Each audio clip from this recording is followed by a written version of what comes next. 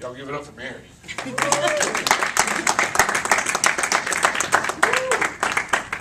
Good evening, everybody. As he said, my name is Mary. I first off want to thank God for giving me the grace and Jesus for dying on the cross and giving me forgiveness so I can be here tonight to talk to y'all. Because at one point in time in my life, that was not even heard of or seen. Gus, thank you for this opportunity. Pastor Chris, thank you for coming. I look forward to your feedback. And if you came tonight because I invited you and you took time out of your schedule to come see me, from the bottom of my heart, thank you. I am very nervous, and today, as today approached, it just seemed like everything went wrong. And I have been battling a cold for about a week, and I'm going in for some major oral surgery on Monday, and it's started going up in my sinuses and giving me an infection. So I've been very ill, and this morning when I woke up, I couldn't even barely talk. I was hoarse, and I was like, oh, not today, God. This is not what we're here for today. So I hope the message that I have to deliver today will begin to heal somebody, and that you guys will begin to see Jesus in a new light. So let's get started. I would first like to give you just a little bit of my testimony. If I give you all of my testimony, we would be here for a very long time tonight, and most of us have plans. So I have been through a lot of trauma. I've been through a lot of tragedy. But as you will see at the end of my testimony, what Jesus has done for my life. Not only do I want to give you my testimony, but I want to go over a couple verses out of the Bible that are very powerful and that I would like for you to walk away tonight really having an understanding of it. So let's get started. As a young girl, my mother and my father divorced, and my mother ended up with me. And my mother had a lot of men in and out of her life. Well, one of the men that she had in her life at the time decided that he wanted to sexually abuse me. And I was just a very young girl at that time. And life, as I saw it as a child, no longer existed. I felt dirty. I felt nasty. I felt that I had lost everything and every trust that I had.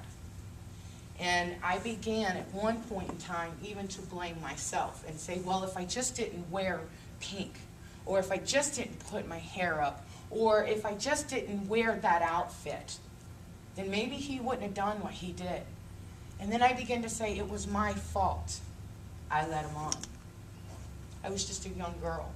But those were the thoughts that I carried. Those thoughts became rage, became anger. And those emotions started taking me to the streets. And at a very, very young age, I started smoking cigarettes. I started doing ice. I started doing crystal meth. And I started doing crack cocaine. I began to deal drugs. I began to use drugs. At one point in time in my life, later on as a young adult, prostitution came about. And I even prostituted women out. I became a hustler, and I was on the streets for many years. In and out of juvenile hall, they knew me by name. Oh, here she comes again. My mother moved a lot, so it seemed to always kind of leave one behind and jump into another new scene and create havoc there. And I always thought I was getting away with something. This went on for a lot of years. As time went by, and treatments after treatment homes, and juvenile hall after juvenile hall, and then as in my adulthood, jail cell after jail cell, it just became a pattern. And I grew angrier and full of rage and full of hate. A lot of my charges brought up against me were violence. If you looked at me on the street, I jumped on you. One of my charges that I faced in Las Vegas was we pulled up to a stoplight, and a lady next to me, young lady, pulled up, and she just glanced over, like we all do. We just glance out the window of our car sometimes, because we might be in deep thought. Well, I proceeded to get out of the car, punch her window out, and drag her out. That's just how mean and nasty of a person I was. I had a daughter at the age of 17, and I knew that I could not take care of this little girl. She was a little bit over a year old, and I decided to give her to my father and to my grandparents. I knew that they could provide a life for her that I could not provide. I knew the type of lifestyle that I was living would eventually be a very bad situation for her. Been shot at, been broke in, and I just did not want my baby to go through that. That was probably the only right decision that I made in my life. And at the time, I did not know it was God speaking to me to save my daughter's life. A month before she turned 2 years old, she was diagnosed with leukemia, ALL. And because of my addiction and because of my lifestyle and the streets, man, they called me. They called me so hard. I loved the streets more than I loved anything. And because of that, I was in and out of my daughter's life. I was never stable for her. But I knew she was loved and cared for so much by people that would do anything on earth for her. So because I wasn't there, I missed out on a lot. And I don't know exactly what all she went through, and I don't know exactly what all my family went through, but the short times that I did come in and out. As she battled, in February of 2002, my daughter lost her battle to cancer, and she passed away. And because of my addiction, I was not even able to be there to say goodbye. That's how much the streets had me. 4 months later, I had a son. He died. That's child number 2. 6 months later, the state came in and took my daughter, another child. Childless, on the streets, in a very dark place. Many, many, many suicide attempts. I actually wear a scar on my arm that goes all the way from here down to my wrist, where I tried to take my life and was almost successful. But for some reason, no matter how hard I fought life, and no matter how much I hated myself, and no matter how much I hated other people, God always seemed, even though I didn't know it at the time, God always seemed to save me. And I could never understand it. And there were plenty of times where the police would call my mom and say, "We don't understand this. She's supposed to be dead. We don't understand this. She's supposed to be in prison." I have done things in my life that people would say are absolutely unforgivable. Thank God, Jesus feels it is forgivable. I've been through a lot. And I will tell you that after all that happened back to back, I actually began to worship the devil. I started doing satanic acts, and I started to praise the devil. People in Las Vegas used to say, "Oh man, that's the devil's right hand right there. She's the captain of the ship. She can have anything she wants," because I could. And I thought that was power, and that was empowering me. Well, it wasn't until about 2005 and when things started to change, because at that point I had a $200 a day crystal meth 8-ball addiction, and I would stay up 7 days a week. And there were times when I would crash anywhere between 24 and 72 hours. I never knew when I woke up what day it was, what time it was. But when I woke up, I was full of urine, feces, and vomit, because my body had literally shut down to the point where I had no conscience of what I was doing. And when I woke up, I didn't know what day it was. So I always had to grab my cell phone and be like, what is today? And then I don't know why or how I did this because I was so high, but I always kept a stash of crystal meth on those stand-up washers, the stackables they have, like the pull-out where you could put the powder in. I used to hide my little crystal meth in there. So the minute I woke up, I went and I showered, and the first thing I did was hit that pipe. So drugs was me. That's who I was at that time. So I'm going to stop right there, and then I want to go into a couple of verses. So you guys, now that you guys heard my testimony, you'll probably see why these verses are so powerful, especially if you're an addict and especially if you have been through a lot of things. The first verse I like to talk about is one that has really shown light to me, and that's Psalms 40, verse 1 and 2. And it says, I waited patiently and expectantly for the Lord. He inclined to me and he heard my cry. He pulled me up out of a horrible pit in miry clay. He placed my feet upon a rock, steadying my steps and establishing my goings. Let's go back a little bit. And if you're sitting in here tonight and you're not quite sure about this God, Jesus thing, and you haven't committed your life to Christ, but you're curious, let me show you just how powerful he can be, just through his word alone. Let's go back to where he talks about he pulls us up out of a horrible pit in a miry clay. And just for a moment, I want you guys to think about, what was your horrible pit? Was it drugs? Was it alcohol? Did you lose somebody you love? Were you sexually abused? Physically abused? Emotionally abused? Did you go through abortions? Did you use your bodies in ways that you weren't supposed to? Whatever it was, we all at some point in time in our life have gone through a horrible pit. And see, God is so good. He is so good, and he knows everything. He didn't just stop right there. He didn't say, oh, I pulled you up out of a horrible pit in miry clay. And he could have.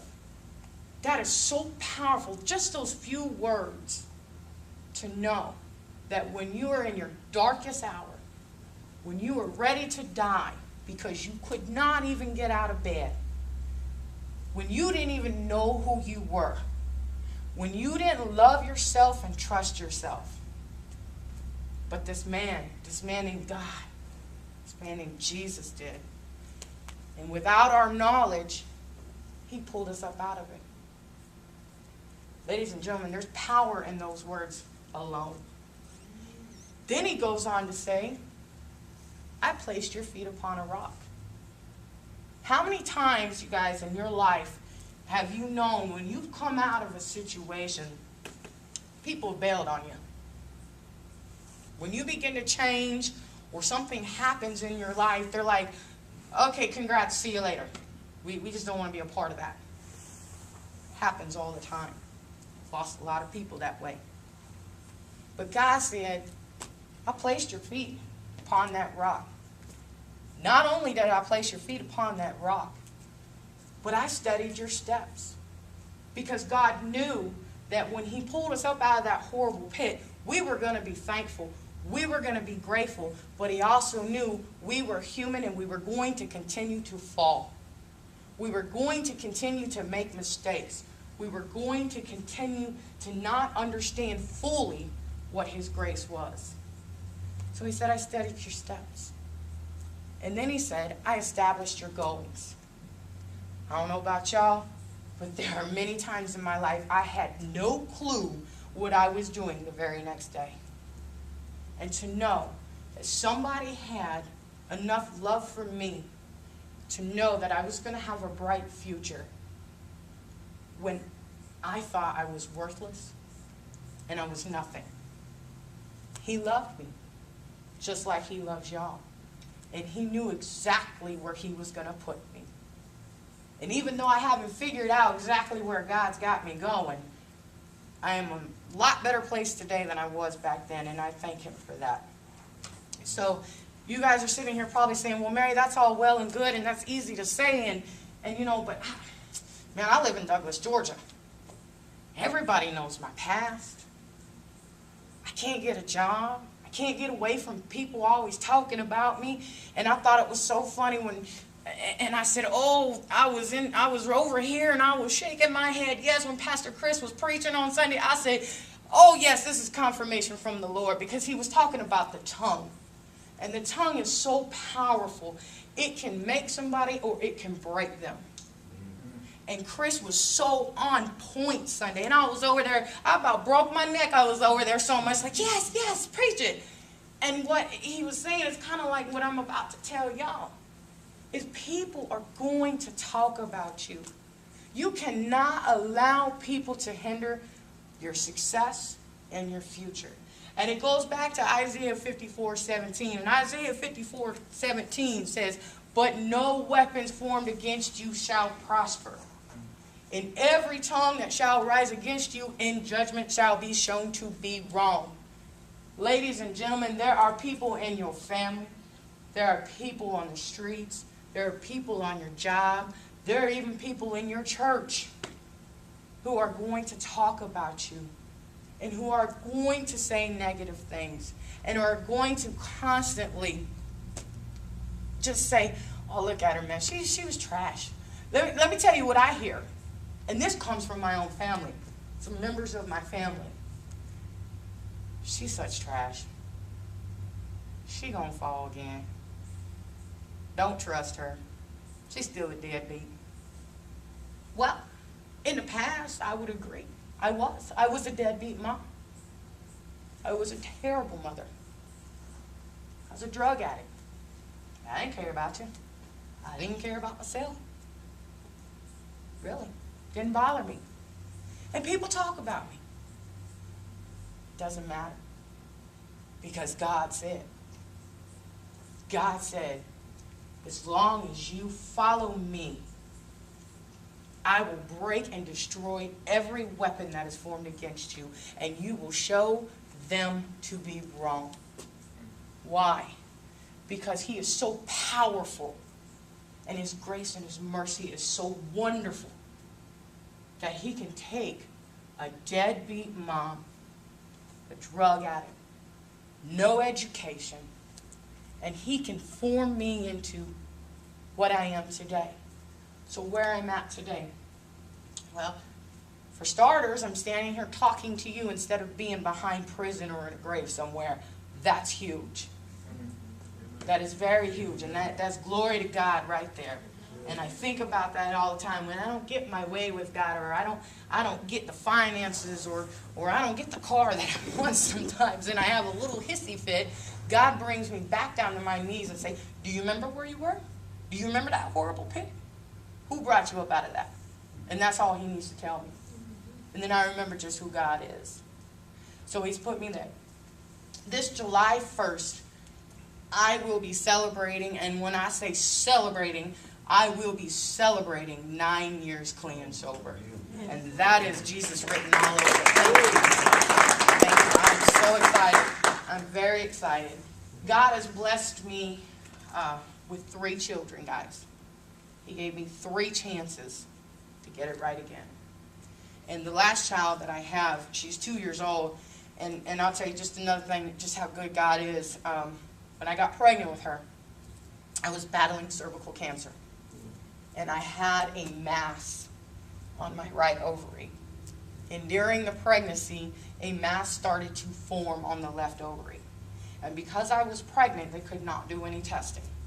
They could not go in and see anything at that time. And they said, "Well, I'm sorry, but she's not going to make it to 9 months." The devil is a lie. She made it. She made it over 9 months. It was terrible, trust me. I was in pregnancy for 10 months because I had lost so much weight and I was so sick that the doctor said, after 6 months, because I found another gynecologist, and he said, "If you believe in God, I'm going to get you this baby delivered." And I said, "Okay, we got to do this." He said, "We got to make it to 6 months." We made it to 6 months, and we celebrated in the office. Then I came back. 7 months. We celebrated, and he said, "Okay, if she's born, we're at a better state now." Came back in 8 months. He was so thrilled. He said, "If she's born, I'm okay." Then I came back at 9 months. He said, "She's really supposed to be coming out right about now." And 10 months into the pregnancy, she came, and she was healthy. There was not a thing wrong with my daughter. I went into surgery the very next day, and they went in and they said, "Man, we found a lot more than what we thought was in here."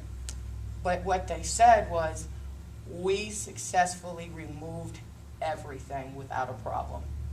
And it came back as being benign, the masses. And that was great right there. And then after I had her, I had to go through 3 very painful, grueling procedures. But I beat cervical cancer. So trauma after trauma, tragedy after tragedy, poor choices after poor choices, because I will tell you right now, ladies and gentlemen, every single thing that happened in my life, sitting in jail, sitting in treatment homes, were all because of bad choices. I didn't have to live on the streets. I come from a very, very nice father who happens to be in law enforcement. He's retired now, but he's law enforcement. I didn't have to live like that. My father begged me to come home, but that was my choice. But I will tell you that I would not take any of it back, because there's not a day that I don't wake up and realize just how good God is. In 2007, it was my last attempt on my life, and I ended up in a psych ward. And I remember I got drugged in there by the police, and I remember they had to sedate me because I was so out of control. And I'd been sober, but I still had all of that anger and that rage, and I really, really didn't want to talk to God. Didn't really want to see God. Well, I ended up in this place, and my mother and her best friend at the time said, listen, there's a women's conference coming. You really need to go to this women's conference. And I was like, I'm stuck in here. Where can I go? And it was coming up on my birthday.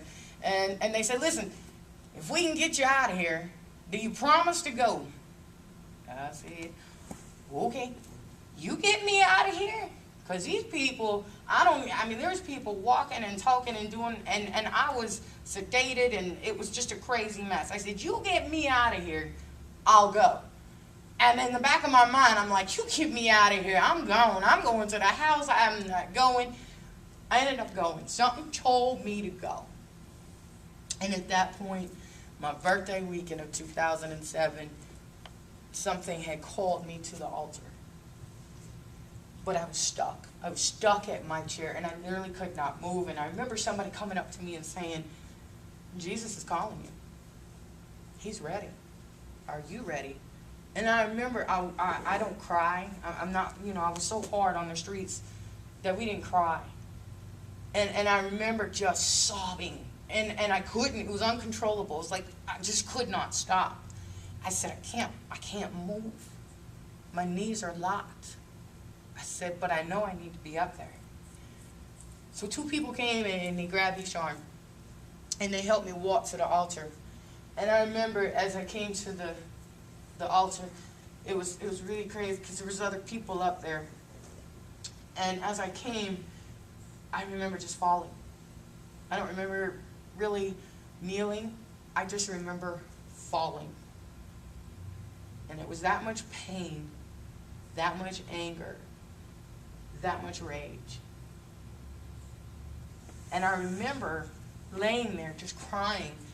And then all of a sudden, like, I'm looking on the ground and I see all these feet. And I'm like, where are all these, I'm crying, where are all these feet coming from? And I looked up, and there had to have been about 30 people over me with hands stretched out, literally talking to Jesus. And at that moment, something had changed in me. I couldn't move.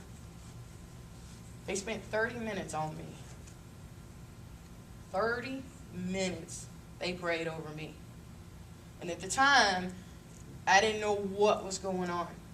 But I knew whatever I was carrying, whatever was going on, I knew that there was something being lifted up out of me.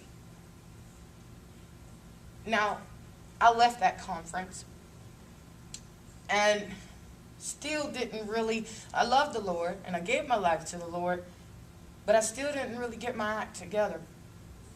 It wasn't until about late 2009, early 2010 when I really started getting my act together. And I'll tell you that when God delivers you from an addiction, or He delivers you from any kind of abuse or anything that you're going through in your life, and you ask Jesus to come into your life, he doesn't just come in for that moment and pop out. And even though you're just asking him for him to come in and heal you on that particular issue, I will tell you that when you commit your life to Christ, Christ is so committed to you, and he loves you, and he says, I will be with you in all ways. And when I say always, I had no idea how nosy God was, okay? And I was one of those that was hoping that I could serve him and love him, but still get away with a few things. But here we are in 2014, and God, I would say, when I met my spiritual mother, I've had a spiritual mother that came into my life last year, and things began to change. And when Chris was talking about the tongue and the mouth, it was also confirmation for me that what the Lord had been dealing with me about was right on time. Because I had a mouth so bad, you could put a trucker and a sailor in the room with me and they would walk out.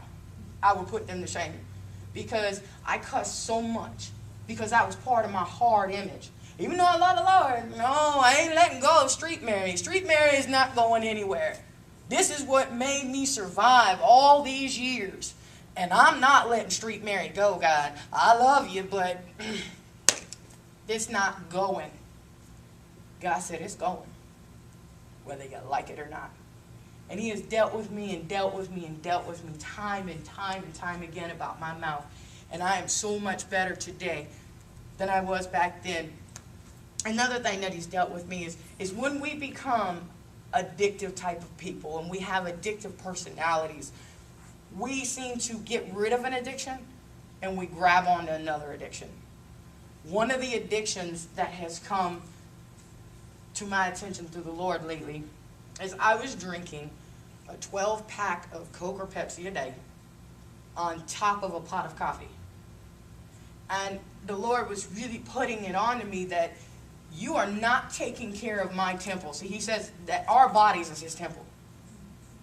And this is something I had done for years. And I was like, are you kidding me?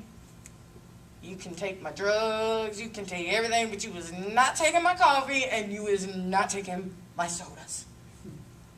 Well, God won that battle, and Mary don't have sodas in her house anymore, and he's delivered me from that. And today was the first day.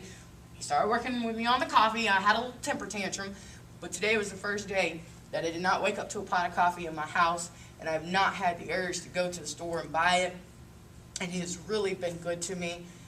I've been lately I've had this energy out of this world.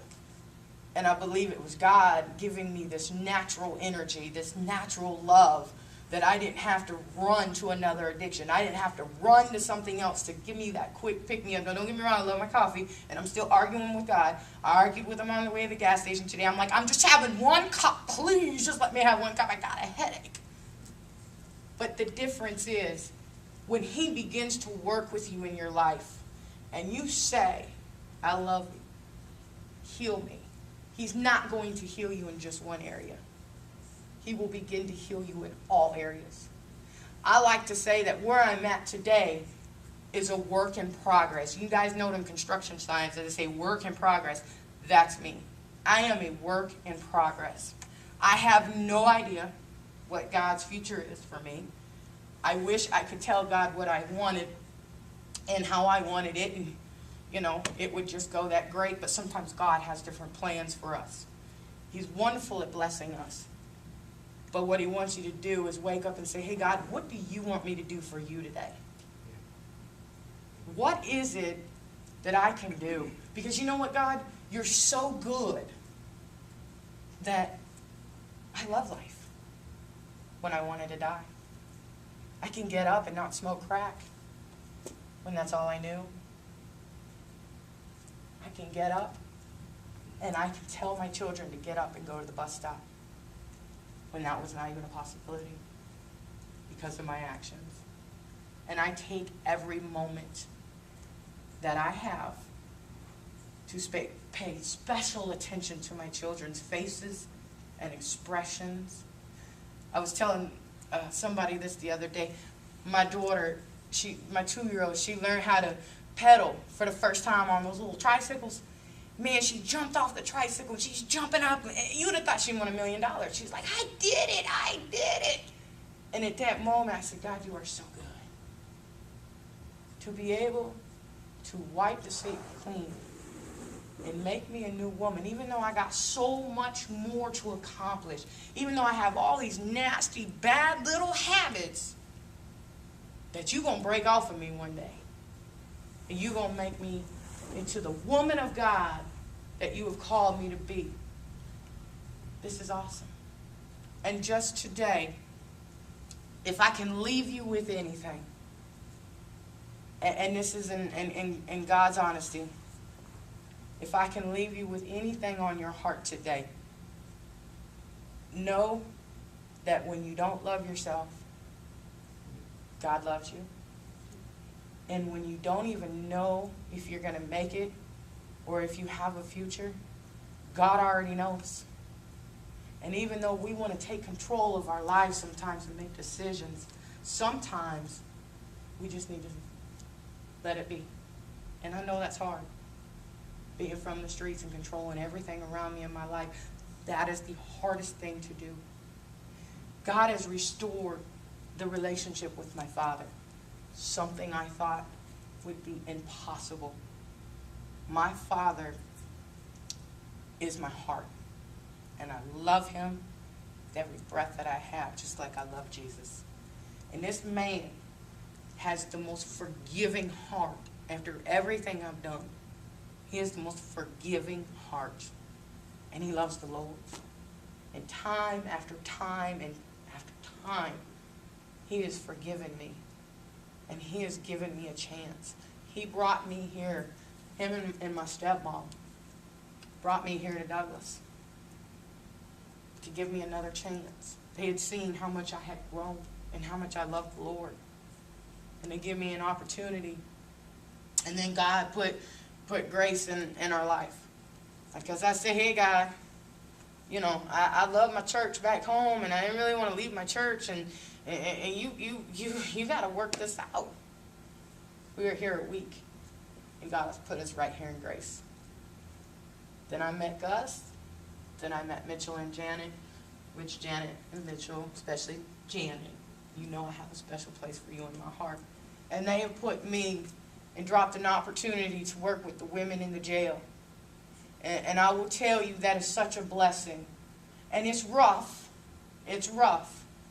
There are nights that I lose it on them. And I really get on to them because I love them and I want them to see just how much God has to offer them. But it's such an opportunity. And what I love about it is God has given me the ability to not judge. And he's given me the ability to see where I was at in them. And he tells me, don't judge. Love them the same way I loved you when you was dirty and nasty. And they need you just as much as you needed me. Now go in there and tell them about me.